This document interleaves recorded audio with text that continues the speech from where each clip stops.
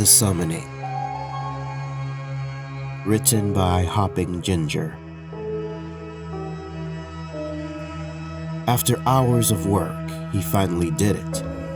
The boy that looked to be no older than 15 stepped back and looked upon his masterpiece, or so he called it.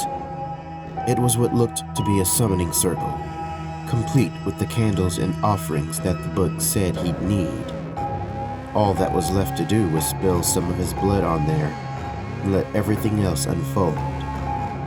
Carefully, he took a knife and pressed it to his skin, hard enough to draw blood but not leave a permanent mark after it heals. It was almost as if he'd done this before. As soon as the blood hit the outlines of the circle, flames rose out from every line he drew on the pavement. After they had died down, the teen could see a figure standing before him. He was much taller than the boy, and wore a neatly kept suit, which would make anyone think he was just your average businessman.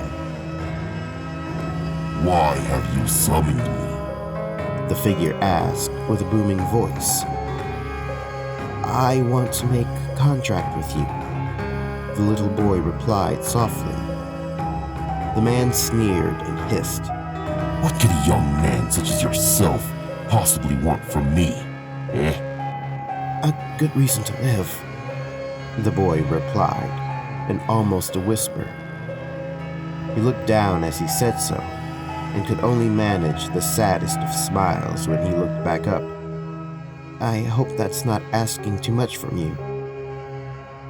The man regarded him with a thoughtful look. He could see now that the boy wasn't very neatly kept. His clothes were all tattered and his hair looked like it hadn't been washed in weeks. The man was just about to reply when he noticed something on the boy's arms. Quickly, he grabbed one of his arms and examined it with an almost angry expression as the boy tried to wiggle free from his grasp. "Why have you done this?" the man boomed, his face red with anger. "Who made you want to do this?" The boy, shocked, answered, "I'm only an inconvenience to the people I love the most. I've tried to take myself out of their lives many different ways, but everything just keeps getting worse." The boy looked up at the man and chuckled.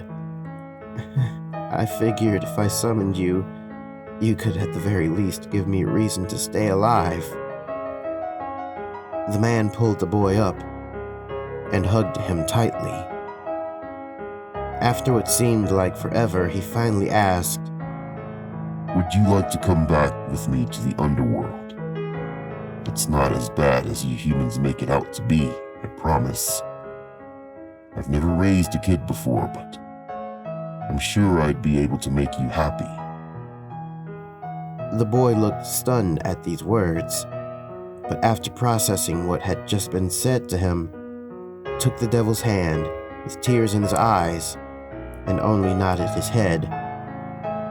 The boy went and grabbed what few things he had and stepped into the circle, never to be seen again.